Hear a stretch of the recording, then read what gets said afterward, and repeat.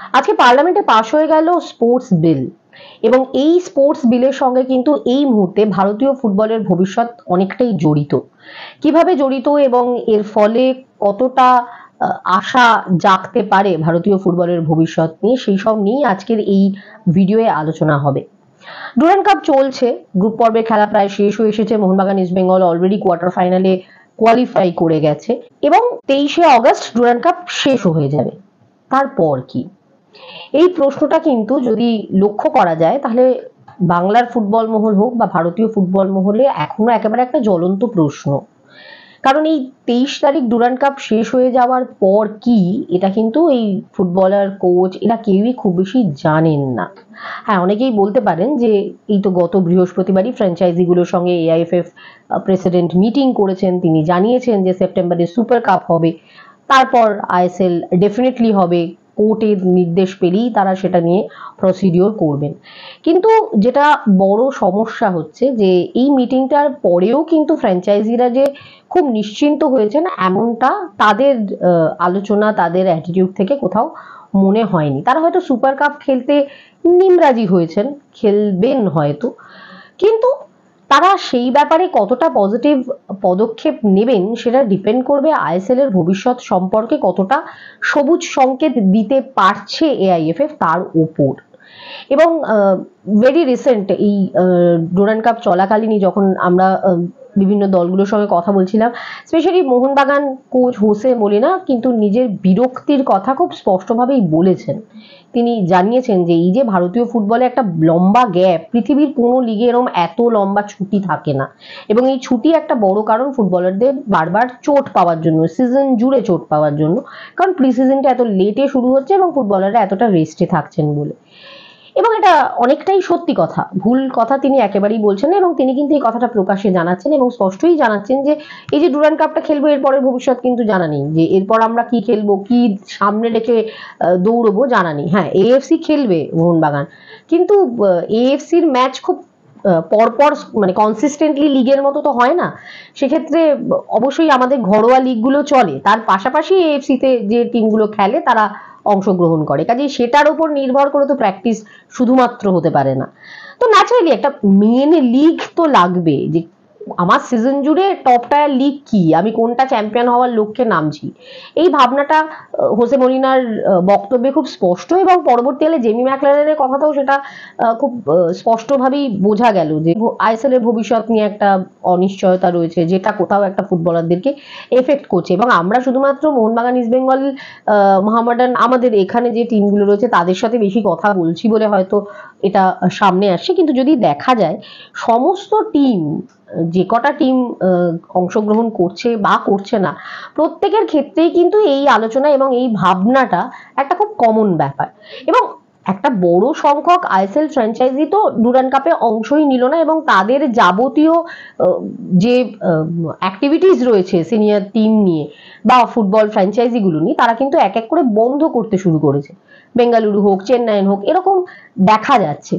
তো এটা খুব স্পষ্ট যে সুপার কাপ হবে কি হবে না এটার উপর ডিপেন্ড করে কেউ কোটি কোটি টাকা দিয়ে টিম তৈরি করবে না। কাজেই সুপার কাপে তারা তখনই অংশ নেবে যখন আইএসএল এর ভবিষ্যৎ সম্পর্কে একটা স্পষ্ট ধারণা টিমগুলোর সামনে আসবে। শুধু এই উদাহরণ নয়, একাধিক দল বদলের ক্ষেত্রেও আমরা দেখেছি, মানে অনেক ফ্র্যাঞ্চাইজি আছে যারা কোনো দল বদলের অ্যানাউন্সমেন্ট সেই অর্থে করেইনি, যার মধ্যে মুম্বাই অন্যতম। এবং আমরা যদি আমাদের এখানে দুই প্রধানের ক্ষেত্রে দেখি, মোহনবাগান এবং ইস্ট বেঙ্গল, সেক্ষেত্রেও কিন্তু বেশ কিছু বড় বড় নাম যেগুলো অ্যানাউন্স হওয়ার কথা সেগুলো হয়নি। সেটা ইস্ট বেঙ্গলে জয়গুপ্তা হন বা মোহনবাগানের অপশন রবিনো, এখনো পর্যন্ত কিন্তু কোনো অ্যানাউন্সমেন্ট নেই। কারণ এটা খুব স্বাভাবিক যে আইএসএল হবে কি হবে না সেই অনুযায়ী ইনভেস্টমেন্টটা হবে।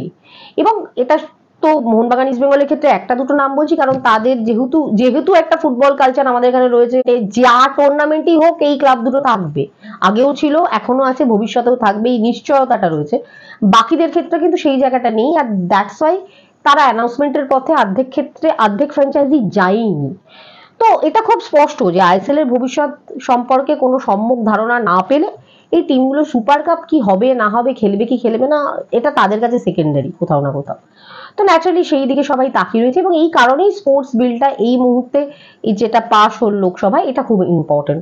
কারণ এইবার এক্সপেক্ট করা যায় যে সুপ্রিম কোর্টে যে শুনানির দিনটা এখনো পর্যন্ত পাওয়া যায়নি, অর্থাৎ এআইএফএফ এর নির্বাচন সংক্রান্ত যে গাইডলাইনটা সুপ্রিম কোর্ট দেবে, সংবিধান সংক্রান্ত যে গাইডলাইনটা দেবে, সেইটা কিন্তু এখনো পর্যন্ত পাওয়া যায়নি। সেই শুনানির দিনটা এবার এক্সপেক্টেড যে হাতে পাওয়া যাবে, কারণ যে নিয়ম গুলো মেনে সুপ্রিম কোর্ট সংবিধান তৈরি করবে বা নির্বাচনের নির্দেশ দেবে, সেটা অনেকটাই নির্ভর করছে এই স্পোর্টস বিলের উপর। স্পোর্টস বিলটাকে বেস করে তারা এই গাইডলাইনটা তৈরি করবে, আর সেই কারণেই কিন্তু এই স্পোর্টস বিলটা পাস হওয়ার ফলে এটা এক্সপেক্ট করা যায় যে এবার সুপ্রিম কোর্টের কাছে তারা যে ভাবে এগোতে চাইছে সেই পথ নির্দেশিকা বা ওয়ে আউটটা এলো হাতে। তারা হয়তো এবার এর দিনটা শুনানি দেবে। এবং এক্ষেত্রে আর একটা কথাও খুব গুরুত্বপূর্ণ একটা বিষয়, সেটা হচ্ছে যে দুদিন আগেই কিন্তু আইএসএল এর যাবতীয় ফ্র্যাঞ্চাইজিরা এআইএফএফ কে একটা চিঠি দিয়েছে এবং সেখানে তারা এটা জানিয়েছে যে এআইএফএফ যাতে পদক্ষেপ নেয়, সুপ্রিম কোর্টের কাছে আবেদন করে যে এই শুনানির দিনটা যাতে তাড়াতাড়ি দেওয়া হয়, এই নির্দেশটা যাতে তাড়াতাড়ি দেওয়া হয় যে কিভাবে ইলেকশন হবে, সংবিধান কিভাবে তৈরি হবে, এটা যাতে খুব তাড়াতাড়ি সুপ্রিম কোর্ট দেয়। এটা যদি এআইএফএফ না অ্যাপিল করে তাহলে সেক্ষেত্রে ফ্র্যাঞ্চাইজিরা প্রয়োজন হলে নিজেরা কোর্টের দ্বারস্থ হবে, নিজেরা সেখানে অ্যাপিল করবে বা কোনো কেস ফাইল করবে। এবং যেটা গুরুত্বপূর্ণ বিষয়, এই যে কথাটা এআইএফএফ কে বলা হয়েছে বা চিঠি দেওয়া হয়েছে, সেটা কিন্তু এই বৃহস্পতিবার এআইএফএফ এর সঙ্গে ফ্র্যাঞ্চাইজিগুলোর মিটিং এর পর। অর্থাৎ এটা থেকেও খুব স্পষ্ট যে সেদিনের মিটিং খুব বেশি স্যাটিসফ্যাকশন দেয়নি এই ফ্র্যাঞ্চাইজিগুলোকে, তারা এখনো পর্যন্ত রাস্তা খুঁজছেন এবং সে কারণে এই কথাটা বলা। তো এই যে ডেটটা নিয়ে কথা হচ্ছে, সেই ডেটটা হয়তো এবার পাওয়া যেতে পারে, এটা এক্সপেক্ট করা যায়। সেই কারণেই এবারে স্পোর্টস বিলটা খুব ইম্পর্টেন্ট এবং এই স্পোর্টস বিলটা নিয়ে বিলটার উপর ডিপেন্ড করবে যে কি গাইডলাইন দেওয়া হয় ভারতীয় ফুটবল সম্পর্কে, এবং সেই গাইডলাইনের উপর নির্বাচনের পর নতুন কমিটি, সেই কমিটির সঙ্গে এফএসডিএল এর আলোচনা, ফার্দার প্রসিডিউর। আমরা সবাই জানি যে মাস্টার রাইট এগ্রিমেন্ট আলটিমেটলি সই না হলে আইএসএলটা হবে না, এবং সেই মাস্টার রাইট এগ্রিমেন্টটাও তারপরেই আসতে পারে। আর সেই কারণেই এটাকে, এই স্পোর্টস বিলটা এইভাবেই একটা রাস্তা দেখাতে পারে, যে কারণে আজকে স্পোর্টস বিল পাস হওয়াটা খুব ইম্পর্টেন্ট। এবং তাতে বেশ কিছু পয়েন্ট আছে। বিশাল স্পোর্টস বিলের তো একাধিক ধারা, সবকটা না হলেও বেশ কিছু জায়গা রয়েছে, বেশ কিছু জায়গা চেঞ্জেস হয়েছে, যেটা আমার মনে হয় ইম্পর্টেন্ট। যেমন এজ লিমিট যেটা ছিল কোনো সংস্থার প্রধান হিসেবে থাকা বা ইলেকশনে লড়ার জন্য, সেই এজ লিমিটে একটা পরিবর্তন আসতে পারে বা আসছে আর কি, ইনফ্যাক্ট আসতে পারে না, এসে গেছে, পাস হয়ে গেছে বিলটা।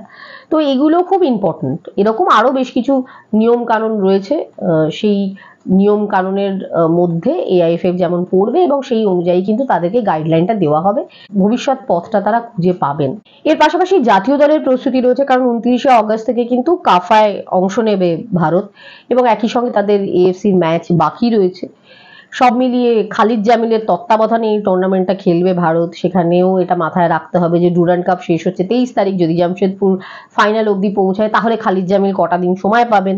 এবং এটাও শোনা যাচ্ছে যে জাতীয় দলে বিস্তর পরিবর্তন আসতে পারে, মানে একদম আপস অ্যান্ড ডাউনস চেঞ্জ হতে পারে ফার্স্ট 11, এরকমও শোনা যাচ্ছে, কারণ নতুন কোচ আসেন। খালিদ ডেফিনেটলি যাদেরকে মনে করছেন তার মতে পছন্দসই তার ফুটবলার, তারাই অংশ নেবেন বা তাদেরকে ডাকা হবে জাতীয় ক্যাম্পে। তো এটারও একটা প্রসিডিউর রয়েছে, সেটা নিয়েও কিন্তু শোনা যাচ্ছে যে খালিদ জামিল অলরেডি জামশেদপুরের সাথে কথা বলেছে, কিন্তু এখনো পর্যন্ত অফিসিয়ালি যেহেতু তার কাছে এআইএফএফ এর পক্ষ থেকে কোনো লেটার বা কোনো রকম নথি এসে পৌঁছায়নি, সেই কারণে এখনো সেটাও ডিলে হয়ে রয়েছে। তো এই সবকিছু কোথাও না কোথাও ভীষণভাবে ঝুলে রয়েছে এই পরিস্থিতিতে, এবং এই পরিস্থিতিতে স্পোর্টস বিল পাস হওয়াটা এই কারণেই ইম্পর্টেন্ট যে এই সমস্ত কিছু যা যা গন্ডগোল, যা যা সমস্যা হয়ে রয়েছে, সেই সমস্যাগুলো সমাধানের জন্য এআইএফএফ এর হাতে যে ক্ষমতা আসা প্রয়োজন, তার জন্য যে নির্বাচন হওয়া প্রয়োজন, তার গাইডলাইনের অনেকটা অংশই লুকিয়ে রয়েছে এই স্পোর্টস বিলের মধ্যে, যে কারণে আজকে স্পোর্টস বিল পাস হওয়াটা ইম্পর্টেন্ট একটা বিষয়, যেটার উপর অনেক কিছু নির্ভর করছে। এই ভিডিওটা এই পর্যন্তই, এর বেশি কিছু বলার নেই। ভালো লেগে থাকলে লাইক করুন, শেয়ার করুন, কমেন্ট করুন এবং কমেন্টে অবশ্যই আপনাদের মতামত জানান। এটা খেলার ক্ষেত্রে খুব ইম্পর্টেন্ট ইস্যু। এবং ভালো লেগে থাকলে সাবস্ক্রাইব করুন আমাদের চ্যানেল অলস্পোর্ট টিভিকে।